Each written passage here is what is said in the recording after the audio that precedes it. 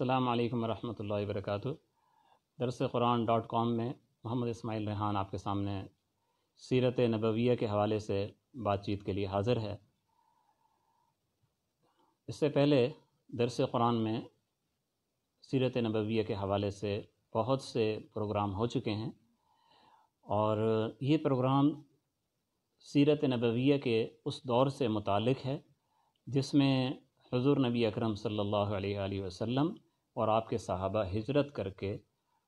مکہ سے مدینہ گئے، اور اس کے بعد وہاں انہوں نے اللہ کے راستے میں جہاد کیا، غزوات ہوئے جنہیں مغازی کہا جاتا ہے۔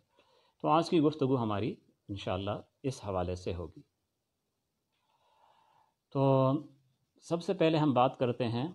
ہجرت سے متعلق۔ حضور اکرم صلی اللہ علیہ وآلہ وسلم اور حضرات صحابہ کرام مکہ معظمہ میں دین کی دعوت دیتے رہے۔ ایک کافی طویل وقت اس جد و جہد میں گزرا ہے، 13 سال، اور اس کے بعد اہل مکہ کی ایذا رسانیوں سے، ان کی تکالیف سے مجبور ہو کر نبی اکرم صلی اللہ علیہ وسلم اور صحابہ کرام نے ہجرت کا فیصلہ کیا، اور اس کے لیے مدینہ منورہ جو اس وقت یثرب کہلاتا تھا، وہاں کے لوگوں نے آپ کو خوش آمدید کہا، آپ کی مدد کا انہوں نے وعدہ کیا۔ تو پہلے مختلف صحابہ کرام وہ سن 13 ہجری کے آخر، سن 13 نبوی کے آخر میں وہ روانہ ہوئے اور پہنچتے رہے۔ صرف وہ حضرات پیچھے مکہ میں رہ گئے آخر کہ جو بہت مجبور تھے اور جو ہجرت کرنے کے قابل نہیں تھے، کفار کے ہاتھوں میں جو گھرے ہوئے تھے، کوئی ان کا والی مددگار نہیں تھا۔ آخر میں حضور اکرم صلی اللہ علیہ وآلہ وسلم اور حضرت ابو بکر صدیق رضی اللہ تعالیٰ عنہ اپنے گھرانوں سمیت وہ مکہ میں رہ گئے اور ہجرت کے لیے اللہ کے حکم کے منتظر تھے۔ آخر اللہ کی طرف سے حکم آیا تو حضور اکرم صلی اللہ علیہ وآلہ وسلم اور حضرت ابو بکر صدیق رضی اللہ تعالیٰ عنہ انہوں نے مکہ سے نکلنے کی تیاری کی، اور کفار کو چونکہ اس بات کا علم ہو چکا تھا، وہ جانتے تھے کہ مسلمان ہجرت کر کے مدینہ جا رہے ہیں، یثرب جا رہے ہیں، وہ اسلام کا ایک نیا مرکز بن جائے گا، تو انہیں اس سے بڑی پریشانی تھی، اور اس کے لیے وہ بڑی پلاننگ کر رہے تھے کہ کس طریقے سے ایک نئے مرکز کے بننے کے امکانات کو ختم کیا جائے، روکا جائے۔ چنانچہ انہوں نے کئی مہاجرین صحابہ کو روکنے کی بھی کوشش کی، بعض کو راستے میں روکا، بعض کے ساتھ اور مظالم اٹھائے۔ تو حضور اکرم صلی اللہ علیہ وسلم کے ہجرت کے ارادے سے بھی وہ آگاہ تھے، تو انہوں نے آپ کے سفر ہجرت سے ایک دن پہلے انہوں نے آپس میں مشورہ کیا کہ اب کیا کیا جائے۔ تو کسی نے کہا کہ گرفتار کر لیا جائے، کسی نے کہا جلا وطن کر دیا جائے، ابو جہل بدبخت نے کہا کہ قتل کیا جائے۔ یہ قتل والے مشورے میں پھر یہ اعتراض ہوا کہ اس طریقے سے تو بنو ہاشم، بنو عبد مناف، وہ سارے قاتلوں کے پیچھے پڑ جائیں گے اور اپنی خاندانی جو ان کے اختلاف ہے اس کو بھول جائیں گے، اور مکہ میں خانہ جنگی شروع ہو جائے گی۔ تو اس کے لیے پھر انہوں نے مزید مشورہ یہ کیا کہ جتنے بھی یہاں مجلس میں موجود ہیں لوگ، ان سب کے خاندانوں کا ایک ایک آدمی اس قاتلانہ کارروائی میں شریک ہو۔ چنانچہ طے ہو گیا کہ آج رات کو حضور اکرم صلی اللہ علیہ وسلم کے مکان کا محاصرہ کر لیا جائے گا۔ حضور اکرم صلی اللہ علیہ وسلم نے روانگی سے پہلے حضرت علی المرتضیٰ رضی اللہ تعالیٰ عنہ انہیں اپنی امانات جو اس حالت میں بھی کفار آپ کے پاس رکھواتے تھے، مدینہ آ جائیے گا۔ تو حضور اکرم صلی اللہ علیہ وآلہ وسلم اور حضرت ابو بکر صدیق رضی اللہ تعالیٰ عنہ یہ یہاں سے نکلے ہیں مکہ مکرمہ سے، اور قریب میں غار ثور میں جا کے وہاں پر انہوں نے 3 دن وہاں پہ گزارے ہیں، 3 راتیں وہاں پہ گزاری ہیں۔ اور اس دوران کفار نے جب رات کو وہاں محاصرہ کیا تو حضرت علی رضی اللہ تعالیٰ عنہ حضور صلی اللہ علیہ وسلم کے بستر پہ چادر اوڑھ کے لیٹے رہے، تو یہ سمجھیں کہ یہ حضور صلی اللہ علیہ وآلہ وسلم ہیں، اور آج یہ جو جانے کا ارادہ تھا انہوں نے شاید ملتوی کر دیا ہے۔ چونکہ قریش میں بلکہ کفار عرب میں یہ رواج تھا کہ کسی کے گھر میں گھس کے اس پہ حملہ نہیں کرتے تھے، تو اگرچہ وہ گھر کی دیواریں کوئی ایسی اونچی نہیں تھیں کہ وہ پھلانگ نہ سکتے، لیکن اسے ایک روایت کا انہوں نے خیال رکھا، تو گھر کے اندر گھسے نہیں، دیکھتے رہے کہ وہ کوئی بندہ ہے جو بستر پہ چادر اوڑھ کے لیٹا ہوا ہے۔ جب صبح ہوئی تو پھر انہیں پتہ لگا وہ تو حضرت علی ہیں، اور انہیں معلوم ہو گیا کہ حضور صلی اللہ علیہ وسلم جا چکے ہیں، تو انہوں نے اعلان کیا کہ جو بھی انہیں تلاش کرے گا، انہیں پکڑوائے گا، اسے 100 اونٹوں کا انعام دیا جائے گا۔ تو بڑی یعنی تیزی کے ساتھ بھاگ دوڑ شروع ہو گئی، اور بہت دور دور تک لوگ تلاش کر کے تھک ہار کے اپنے اپنے علاقوں میں واپس بھی آ گئے۔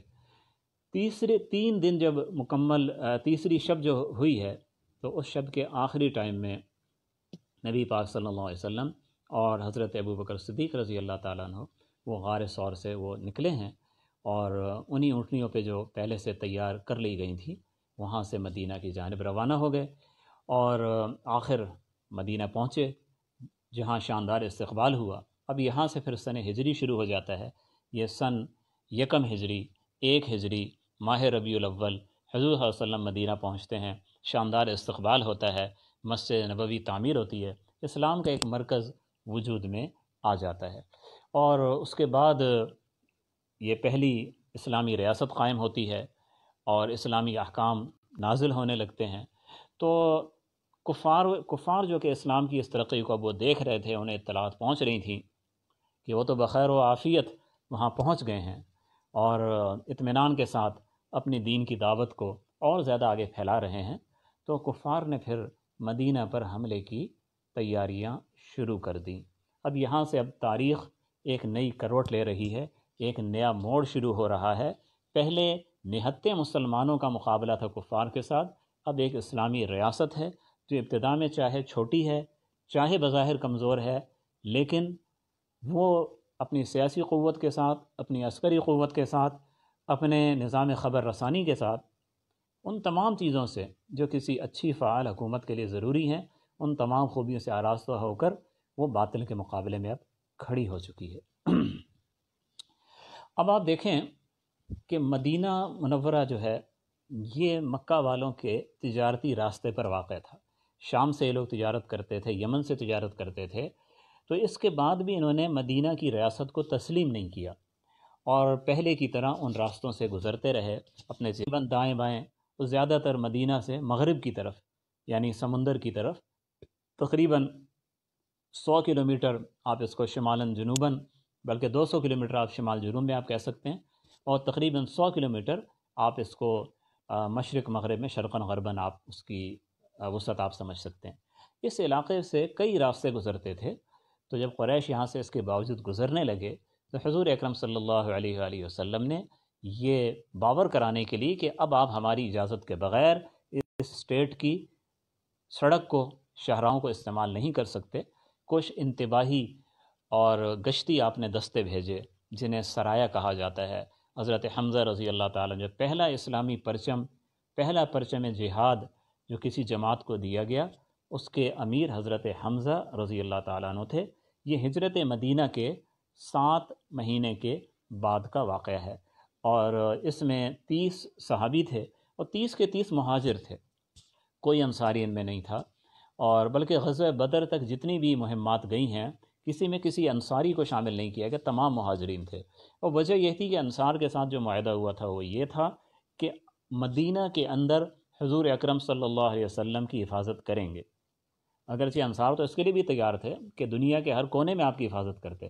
لیکن چونکہ ابتدائی معاہدے میں بات چیت اس انداز میں ہوئی تھی، تو نبی اکرم صلی اللہ علیہ وسلم نے اپنے اخلاق اور اپنی جیسے قانون کی آپ پاسداری کی انتہا کہیں کہ اسے دیکھتے ہوئے آپ نے یہی کہا کہ ٹھیک ہے مدینہ کے اندر آپ ہوں گے، مدینہ کے باہر مہاجرین کو بھیجا جائے گا، تو یہ ترتیب رہی۔ تو اس میں پھر کئی تجارتی قافلے ایسے تھے جن سے آمنا سامنا ہوا، بعض کو تنبیہ کی گئی، بعض پر آپس میں تیر اندازی وغیرہ ہوئی۔ بہرحال قریش کی تجارت تھی اب وہ خطرے میں پڑ گئی تھی، پہلے کی طریقے سے وہ آزاد تجارت نہیں کر پا رہے تھے۔ تو اس دوران پھر ایک ایسا واقعہ پیش آیا کہ جس کی وجہ سے سن 2 ہجری ماہ رمضان میں غزوہ بدر لڑا گیا، ناگزیر صورتحال پیدا ہو گئی۔ ہوا یہ کہ قریش کا ایک بڑا قافلہ بہت زیادہ ساز و سامان لے کر وہ مدینہ سے مکہ سے روانہ ہوا شام جانے کے لیے، تو جاتے ہوئے اس نے مسلمانوں کی زد میں نہیں آ سکا۔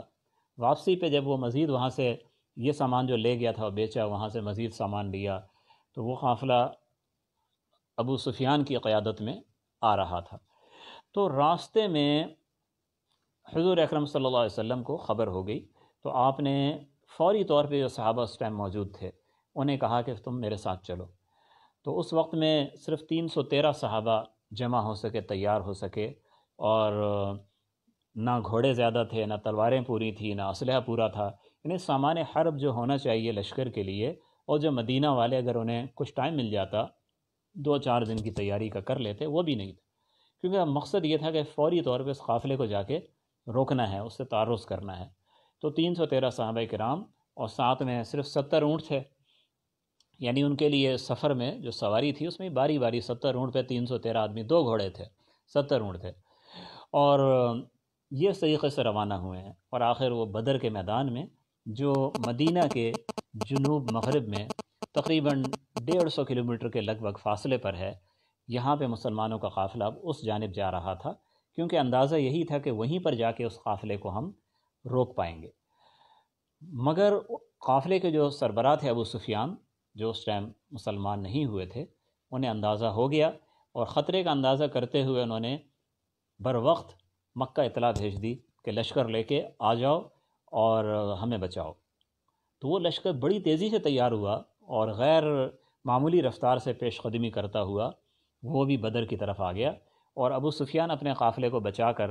ایک غیر معروف راستے سے نکل گئے۔ تو یہ لشکر جو مکہ سے آیا تھا یہ 1000 جنگجوؤں پر مشتمل تھا، اور قریش کے بڑے بڑے سردار اس میں شامل تھے۔ تو 313 مسلمانوں سے ان کی مدبھیڑ ہو گئی بدر کے میدان میں 17 رمضان سن 2 ہجری کو۔ تو اللہ تعالیٰ نے یہ ایک نظارہ دکھایا دنیا کو کہ بے سر و سامان، چھوٹی سی طاقت بظاہر، لیکن اللہ کے فضل اور نصرت کے شامل حال ہونے سے اس نے کفار کو شکست فاش دی۔ ان کے بڑے بڑے سردار وہ قتل ہو گئے۔ سب سے بڑا سردار جو اس لشکر کو لے کے آیا تھا اور جو جنگ کی بڑی وجہ تھا، جس کا جوش و خروش اس ٹائم آسمان سے باتیں کر رہا تھا، وہ تھا ابو جہل۔ تو ابو جہل کو انصاری نوجوانوں نے قتل کیا۔ اس میں 3 انصاری شریک تھے ابو جہل کے قتل میں، 3 انصاری تھے اور 1 مہاجر تھے۔ جو انصاری تھے 2 تو بھائی تھے، یعنی معاذ ابن عمر اور معاذ ابن عفرہ اور معوذ ابن عفرہ، یہ دونوں بھائی تھے آپس میں۔ تو ان دونوں نے ابو جہل پہ ان دونوں نے حملہ کیا۔ معاذ ابن عفرہ، معوذ ابن عفرہ، معوذ ابن عفرہ لڑتے لڑتے شہید ہو گئے۔ ایک اور صحابی معاذ ابن عمر، وہ بھی شامل ہو گئے ابو جہل پہ حملے میں، اور زیادہ جو سخت زخم تھے وہ حضرت معاذ ابن عمر ہی نے ابو جہل کو لگائے، اور وہ بالکل وہ بے دم ہو کے زمین پہ پڑ گیا۔ کچھ سانس اس کی باقی تھی، تو بعد میں حضرت عبداللہ بن مسعود رضی اللہ عنہ کا وہاں سے گزر ہوا، تو انہوں نے ابو جہل کا سر کاٹ کے الگ کر دیا۔ تو یہ واقعہ غزوہ بدر کا، کہ جس میں کفار کے بڑے بڑے سردار قتل بھی ہوئے، اور اس کے ساتھ ہی ان کے 70 نامور افراد وہ گرفتار بھی ہو گئے، اور یہ فتح کی خوشی مدینہ منورہ میں پہنچی، اور اللہ نے اسلام کو غلبہ نصیب فرمایا۔ مسلمانوں کے ہاں فرحت کا ایک منظر دیکھنے میں آیا، کفار کے ہاں ماتم برپا ہو گیا۔ تو یہ غزوہ بدر کی جو کامیابی تھی، یہ آگے چل کے پھر غزوہ احد کا باعث بنی۔ یعنی قریش نے اپنی شکست تو اس طرح تسلیم نہیں کی کہ وہ انہوں نے اپنا دل چھوٹا کر لیا ہو کہ اب ہم جیت نہیں سکتے۔ دکھ انہیں ہوا، تکلیف ہوئی، غم ہوا، وقتی طور پہ ماتم شاتم کیا۔ اس کے بعد اگلی جنگ کی انہوں نے زیادہ بڑھ چڑھ کے تیاری شروع کر دی، اور اس بار جو فوج کی کمان تھی وہ ابو سفیان بن حرب کو دی گئی، جو تجربے کی بنا پر بہت زیادہ معروف اور مشہور تھے۔ اور لشکر میں اس بار 3000 جنگجو تھے، یعنی پہلے سے 3 گنا بڑی طاقت وہ مدینہ کی طرف روانہ ہوئی ہے۔ اور شوال سن 3 ہجری میں مدینہ کے باہر جو احد کا پہاڑ ہے اس کے سامنے میدان میں ایک بار پھر مسلمان اور کفار آمنے سامنے ہوئے ہیں۔ مسلمانوں کے پاس جو اس بار جو دستیاب جنگی طاقت تھی وہ 700 افراد تھے، کفار 3000 تھے۔ تو ظاہر اس بار بھی تناسب اسی طرح تھا کہ مسلمان بہت کم تھے، اور 1/3 آپ کہہ سکتے ہیں، 1/4 کہہ سکتے ہیں، ادھر 700 ہیں اور وہ ادھر 3000 ہے، تو ایک چوتھائی سے بھی کم رہ جاتے ہیں مسلمان۔ تو اب جو جنگ ہوئی ہے، اس جنگ میں شروع میں مسلمانوں نے قلت کے باوجود فتح حاصل کی ہے، وہ کفار کو بھاگنے پر مجبور کر دیا۔ حضور اکرم صلی اللہ علیہ وسلم نے جنگ کا جو نقشہ تھا وہ اس طریقے سے بنایا تھا کہ احد پہاڑ کو پشت کی طرف رکھا،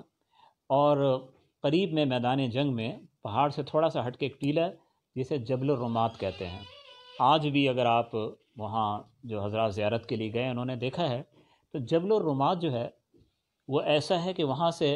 احد پہاڑ کو بھی دیکھا جا سکتا ہے، میدان جنگ بھی نظر آتا ہے، اور مدینہ منورہ بھی نظر آتا ہے۔ تو کفار کا لشکر اگر اس کے کچھ لوگ اگر وہ ایک الگ دستے کی شکل میں چکر کاٹ کے حملہ کرتے، چاہے وہ مسلمانوں کے پیچھے سے آتے یا وہ مدینہ پہ حملہ کرتے، تو جبل الرمات سے انہیں روکا جا سکتا تھا۔ تو وہاں نبی پاک صلی اللہ علیہ وسلم نے 50 تیر انداز بٹھا دیے کہ یہاں سے آپ نے نہیں ہٹنا ہے۔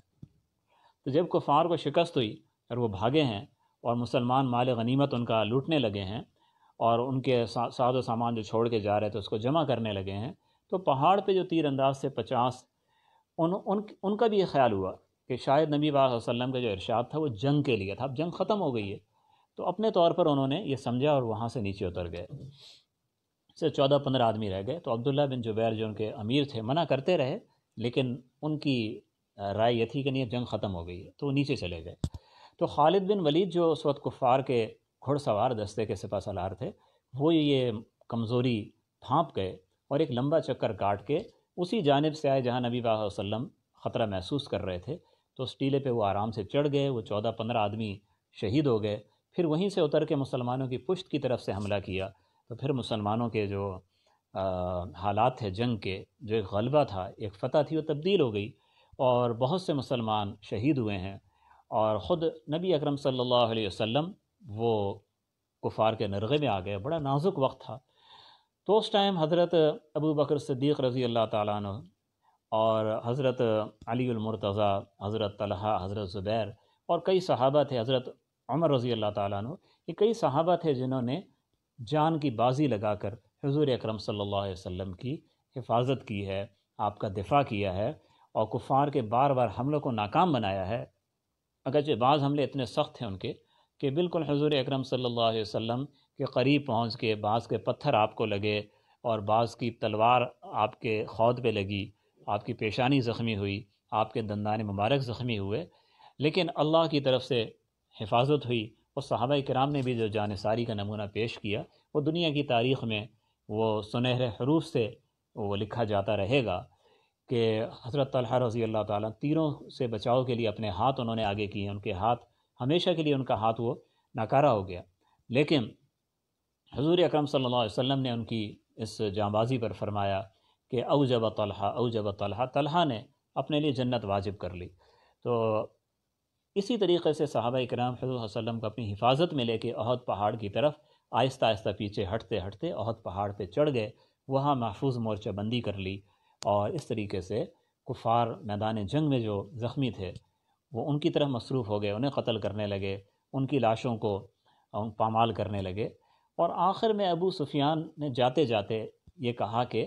یہ آج کی جو لڑائی ہے یہ بدر کی لڑائی کا بدلہ ہو گیا، اور اگلے سال پھر ہمارا بدر ہی میں ہمارا آمنا سامنا ہوگا۔ تو اس طریقے سے پھر وہ لشکر واپس گیا۔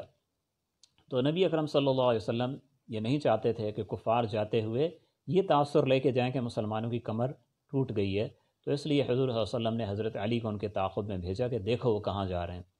تو وہ گئے ان کے پیچھے اور دیکھ کے آئے اور کہا کہ وہ واپس جا رہے ہیں۔ تو حضور اکرم صلی اللہ علیہ وسلم زخمیوں کو لے کر، شہداء کی آپ نے تدفین کی ہے، زخمیوں کو لے کے مدینہ آئے ہیں، اور اگلے ہی دن آپ نے اعلان فرما دیا کہ ہم کفار کے پیچھے روانہ ہو رہے ہیں۔ تو اسی زخمی حالت میں بہت سے صحابہ کرام آقا صلی اللہ علیہ وسلم کی پکار پہ لبیک کہتے ہوئے روانہ ہوئے ہیں، اور حمراء الاسد تک ان کا تعاقب کیا ہے۔ اور بہرحال وہ لوگ جب یہ انہوں نے خبر سنی تعاقب کی تو زیادہ تیزی کے ساتھ وہ مکہ کی طرف چلے گئے، تو فتح جو انہوں نے حاصل کی اس کی خوشی وہ پوری طریقے سے نہیں منا سکے۔ تو یہ دو بڑی جنگیں جو مدینہ میں ہوئی ہیں، غزوہ بدر اور غزوہ احد۔ اس کے بعد تیسری جو بڑی جنگ ہوئی ہے وہ غزوہ خندق کہلاتی ہے، جو سن 5 ہجری میں پیش آئی ہے۔ آپ دیکھیں 2 ہجری میں بدر، 3 ہجری میں احد۔ جو 4 ہجری بیچ کا 1 سال ایسا گزرا ہے کہ اس میں بظاہر کوئی بڑی جنگ آمنے سامنے نہیں ہوئی ہے۔ تو یہ جو درمیان کا ٹائم تھا، اس سے کفار نے کوئی فائدہ انہوں نے نہیں اٹھایا، جبکہ احد میں بظاہر وہ فاتح بن کے گئے تھے۔ حضور اکرم صلی اللہ علیہ وسلم نے احد میں زخم کھانے کے باوجود آپ نے اس درمیانی ٹائم سے بہت زیادہ فائدہ اٹھایا، اور آپ نے اپنے دعوتی وفود کو دور دراز آپ نے بھیجا۔ بے شمار لوگوں نے اسلام قبول کیا، بہت سے قبائل اسلام انہوں نے قبول نہیں کیا لیکن آپ کے حلیف بن گئے، اور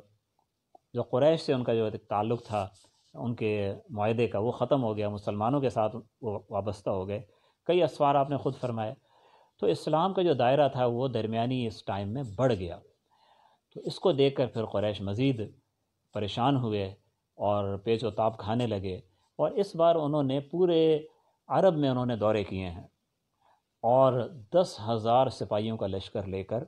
وہ شوال سن 5 ہجری میں مدینہ منورہ پہنچے ہیں۔ اسے گھیرنے کی کوشش کی ہے۔ حضور اکرم صلی اللہ علیہ وسلم نے ایسے دفاعی انتظامات مدینہ کے کیے کہ وہ مدینہ کو گھیر نہیں سکے۔ جس جانب سے ان کے آنے کا خطرہ زیادہ تھا، وہاں اپنے حضرت سلمان فارسی رضی اللہ تعالیٰ عنہ کے مشورے پر خندق کھودی، اور یہ ایک ایسا جنگی حربہ تھا جو ایران میں اور ان علاقوں میں استعمال ہوتا تھا۔ عرب اس سے بالکل ناواقف تھے۔ تو خندق کے پیچھے مورچے بنا لیے اور دفاع کیا ہے۔ اور یہ جو جنگ ہوئی ہے زیادہ تر یہ کھلی تو میدان میں جنگ نہیں ہوئی ہے، دونوں طرف سے کبھی تیر وغیرہ چلتے،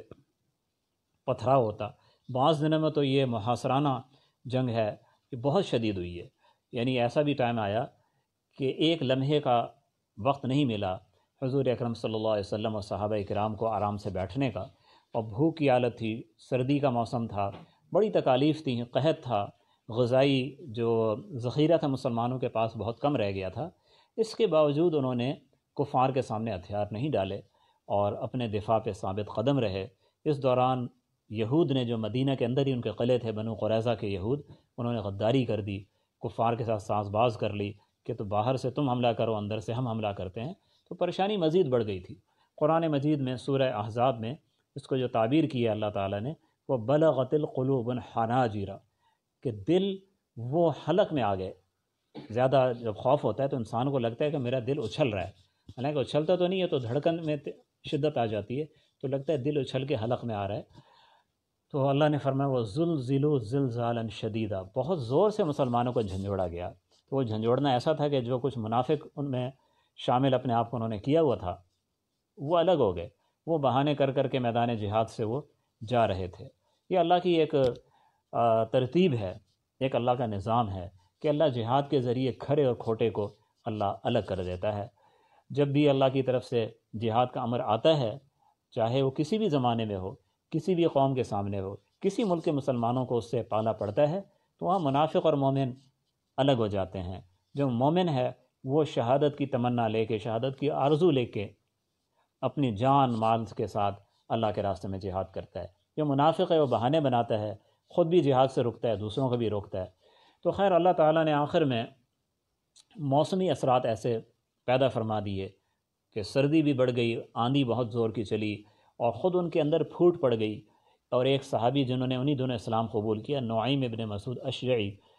ابھی اسلام قبول کیا اس جنگ کے دوران۔ تو حضور اکرم صلی اللہ علیہ وسلم نے ان کو سمجھایا، ان کی آپس میں بات چیت ہوئی، آپس میں مشورہ ہوا۔ اس مشورے کے مطابق انہوں نے یہ کسی پہ ظاہر نہیں کیا میں مسلمان ہو گیا ہوں۔ وہ کفار کے مختلف گروہوں سے جا کے وہ ملے ہیں، ہر ایک کے سامنے انہوں نے ایسی باتیں کی ہیں کہ ان کا حوصلہ پست ہو جائے۔ تو ہر ایک دوسرے سے بدگمان ہو گیا، اور وہ سارا لشکر بغیر کچھ حاصل کیے، اور جسے کہتے ہیں بالکل نامراد، ناکام و نامراد ہو کے واپس لوٹا ہے۔ تو یہ 3 بڑی جنگیں تھیں جو اگر آپ دیکھیں تو یہ جنگیں مدینہ منورہ کے باہر یا مدینہ کی حفاظتی، جیسے آپ سرحد کہہ لیں، وہاں پہ یہ لڑی گئی تھیں۔ اور اس کے بعد حضور اکرم صلی اللہ علیہ وسلم نے فرمایا غزوہ خندق کے بعد کہ اس کے بعد یہ لوگ ہم پہ حملہ نہیں کریں گے، انشاءاللہ اس کے بعد حملہ ہماری طرف سے ہوگا۔ اور ایسا ہی ہوا ہے کہ غزوہ خندق کے بعد جہاد کا وہ دور شروع ہوا جس سے اقدامی جہاد کہا جاتا ہے۔ جہاد کی 2 قسمیں ہیں، ایک ہے دفاعی جہاد، ایک ہے اقدامی جہاد۔ اس سے پہلے جو جہاد ہو رہا تھا، چاہے بدر کا ہے، چاہے احد کا ہے، چاہے خندق کا ہے، وہ اپنے ملک کا دفاع تھا۔ اس کے بعد جو جہاد ہے وہ اقدامی جہاد ہے، یعنی اسلام کے راستے میں جو بھی طاغوتی طاقتیں کھڑی ہیں ان کو ان کے مقام پہ جا کر شکست دینا، اور وہاں پر بھی اللہ کے پرچم کو سر بلند کرنا، اور وہاں بھی اسلام کا ڈنکا بجانا۔ تو میری گفتگو اختتام پذیر ہو رہی ہے، اور امید ہے کہ انشاءاللہ ہمارا یہ سلسلہ آگے بھی چلتا رہے گا، اور جہاد کا جو اگلا دور ہے اقدامی جہاد سے متعلق، انشاءاللہ اگلی نشست میں اس سے متعلق بات چیت ہوگی۔ السلام علیکم ورحمۃ اللہ وبرکاتہ۔